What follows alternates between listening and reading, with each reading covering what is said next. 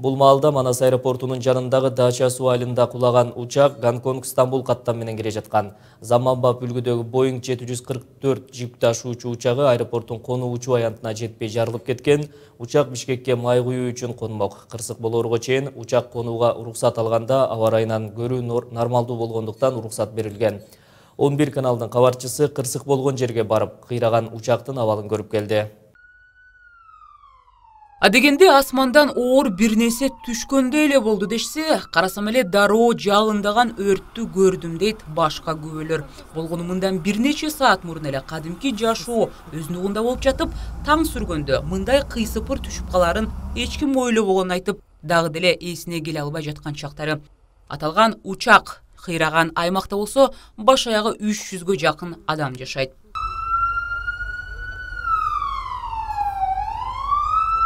Айтор ири учактан чыккан өрт саат 10-го чукул өчүрүлгөн. Окуя болгон жерге жетип барган 11 каналынын кабарчыларын болсо өзгөчө кырдаалдар министрлигинин кызматкерлери учактын жанына жолотпой убара. Муналар учактагы калган күйүүчү майдан дагы өрт чыгып кетиши мүмкүн деп кооптонушат. Учак болсо турак жайлардын үстүн басып калгандыктан окуядан соң жарым-жартылай бузулган үйлөрдөн, кермеге жайылган кирлерден башка эч нерсени байкоого болбойт. 7:15-те этот самолет жарылды. Еще самолет жарылып туруп, анан 7-8 үйдү алып кетти, баш эле тегиз алып кетти да, короче. Адамдардын өлүктөрү ал жакта жатат, буту башка, колу башка, башы башка, селый адам эки эле болду, бирок алар дагы талкаланган бет. Бардыгыны телефонго мен тартып алдым. Кандай ол башталганын, кандай неме болгонун, бүт даже мына буттардан бери кан азырчы. Мен өзүм ушул жакта жашайм. Ушул жерде местный болуп жашайм да. Анан менин үйүмдүн бир эле алдында болду да бул немечи, окуя ошол. Дарыгерлер болсо учак кулаган соң туура жарым сааттан кийин келишкен. Алар окуя болгон жерге келген журналисттердин көзүнчө жаракат алгандарды таап, автоунаага салышууда. Ал эми башка бир унаада болсо жансыз денелердин өздүгүн тактоо иштери улантылууда. Учактын алдында автоуналардын баштап бактарактар, дарбазалар калган. Лайнердин бир дөңгөлөгү болсо жергиликтүү тургундун уктап жаткан бөлмөсүнө ыргып кеткен. Бактыга жараша бул жаран жабыркаган эмес, башка үйдүн болсо чатырын шыпырып кеткен. Мындай кырсыктын себеби азырынча так айтыла элек, бирок маалыматтарга караганда учак мөөнөтүнөн мурда кечигип келген, алгач кона албай жатып бир нече жолу айланган айтылууда. Саат 17 минутта биздин диспетчерден улуксат сураган, диспетчерлер берген 320 метрдей өзлөрүнүн баягы көрсөткүчү боюнча 325 метрге жакын баягы алдын көрө турган мүмкүнчүлүк болгон.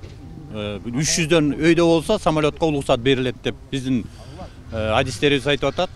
Ошол каптал жактан караганда ошо 400 метрдей көрүнөт да, көрүнө турган акыбал болгон. Мына ошондо улуксат берилген самолет. Улуксат бергенден кийин ошо самолетту кондуруш бул эреже боюнча өзү ошол экипаж өзү кандай конот, өзүлөрүнүн бул иши да. Дагы бир тактап айтып кетиш керек. Түнкү рейстерден 11 самолет конгон бизге. 11 самолет конуп, кадимкидей жакшынакай конуп, ал жерде жүк ташыган самолеттор дагы, жүргүнчүлөрү ташыган самолеттор дагы конуп кадимкидей болгон. Бул эми азыр эми айта албайбыз мунун күнөөсү деп. Бирок азыркы маалда ой бар, мынакей биздин адистерди айтып атат, ушу экипаждын өзүнүн гана күнөөсү болуп калды деп. Каза болгон жарандардын 4-өө экипаждын мүчөлөрү, калгандары жергиликтүү тургун. Саламат сактоо министри Талантбек Батыралиевдин айтымында бардык жабырлануучулар денесинен катуу жаракат алышкан жана көбү шок абалынан чыга албай жатышат. Антке менен дагы канча адам урандынын алдында калганы белгисиз. Ал жакта эч ким жок деп кепилдик берүү кыйын. Ошондо 14 бригада 56 медиктер МЧС менен биргелешип иштеп, азыркы учурда өлгөндөрдүн толук өлгөндөрдүн бүтүн өлгөндөрдүн саны 31, 9 фрагмент бар. 8 жаракат алгандар шаарга 4-чү ооруканага жөнөтүлдү. Азыр эле мынау бузулган үйлөрдүн арасынан бир адам табылып, реанимация жасалып, ал дагы өзүнө келип шаарга жөнөтүлдү. Куткаруучу иштер МЧС менен биргеликте жүргүзүлүп жатат. Бирок азыркы жерде психологтор менен бирге 60-га жакын биздин медиктер иштеп атат. Бұл арада Дача суу айылында учак кыйраган жерде мародерлук боюнча бир факты катталды. Милициянын маалыматына караганда жергиликтүү тургун кыйраган учактан түшкөн коробкаларды өз короосуна чогултуп алган. Ички иштер министрлигинин маалымат кызматынан мародерлук боюнча маалыматты тастыкташты.